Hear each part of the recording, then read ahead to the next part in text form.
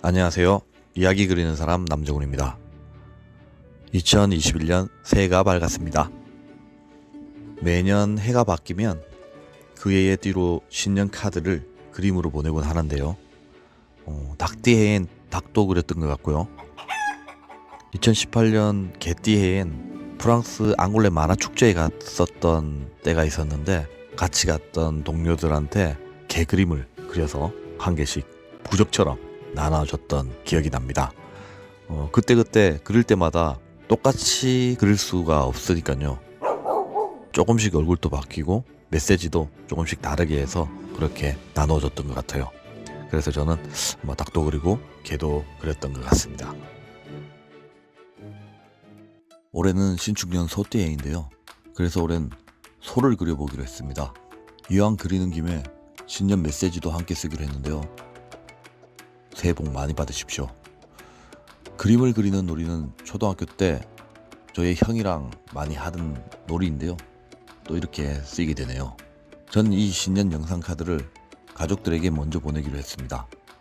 사실은 좀 재밌으라고 장난 반으로 보낸 영상 카드였는데 저희 아버지가 너무 진지하게 답장이 오셔서 사실은 좀 당황했어요.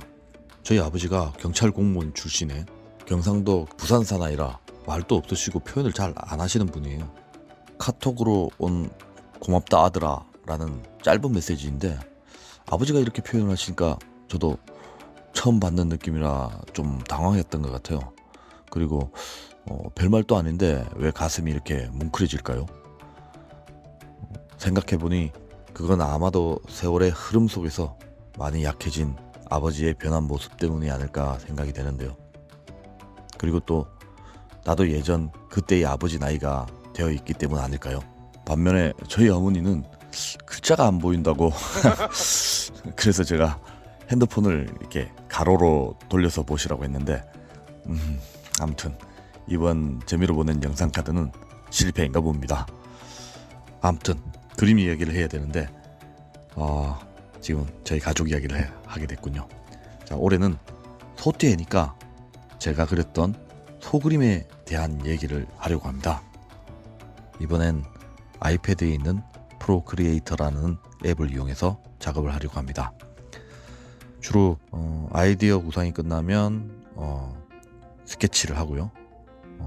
그 스케치에 맞게끔 펜터칠을 하고 펜터칠가 끝나면 최소한의 색칠로 빨리 끝내는 것을 기본으로 합니다. 웹툰 말고 다른 그림을 그리는 게 저희 취미생활이라고 했는데요. 이것처럼 한 칸 만화도 저의 취미생활 중 하나입니다. 저는 만화학과 출신인데요. 만화예술을 전공하고 편입해서 영상 애니메이션을 전공했습니다.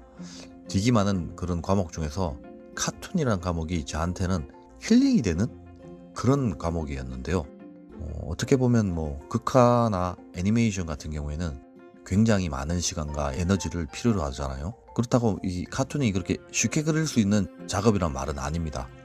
카툰도 작정하고 그림에 엄청나게 공을 들이기 시작하면 한 학기 내도록 그 작품만 그릴 수도 있는 거니까요. 하지만 상대적으로 카툰은 한 칸이나 한 장 안에 모든 걸 다 표현하면 되는 작업이니까 뭔가 완성했다는 성취감이 다른 작업에 비해서 좀 빠른 것 같아요.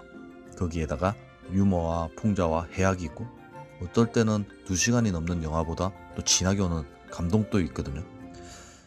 이런 카툰이 아마 문학이라면 극화가 소설이고 애니메이션이 영화나 어떤 시나리오라면 이 카툰은 문학에서 시와 비교되지 않을까라는 생각을 합니다.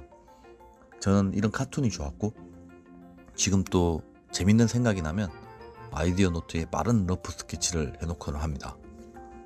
그리고 생각해보니 제가 데뷔를 하면서 어린이 만화를 그린 적이 있는데 소에 관련된 옛날 이야기 몇 개를 그린 것 같아서 찾아보았습니다.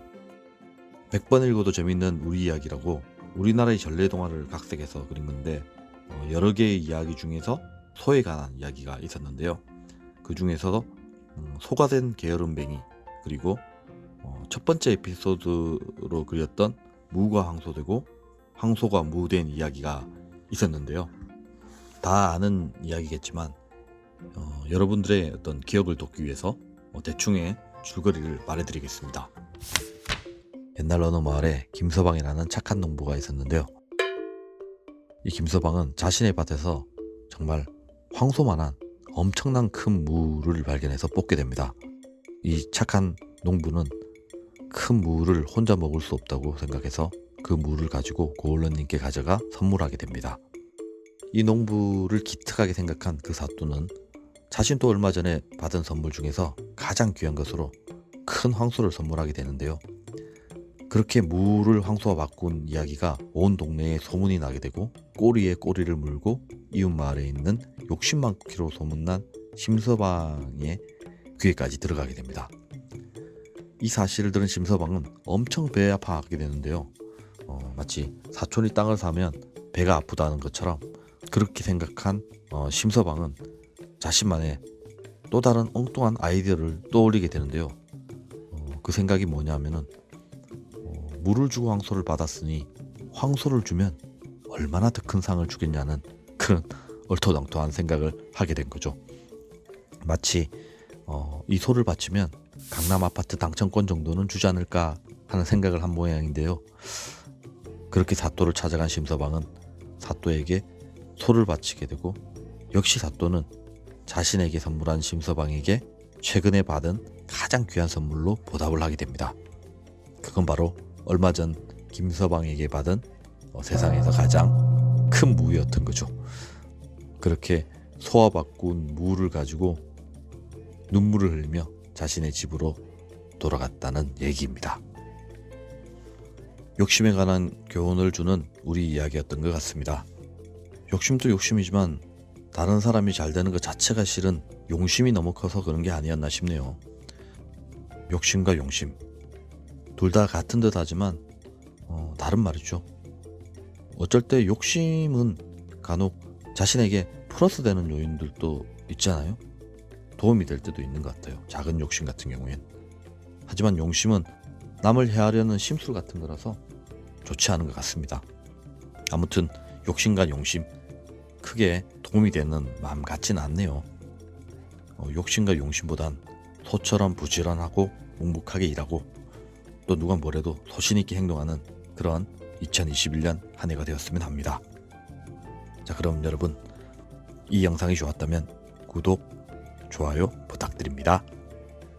새해 복 많이 받으시고 건강하세요.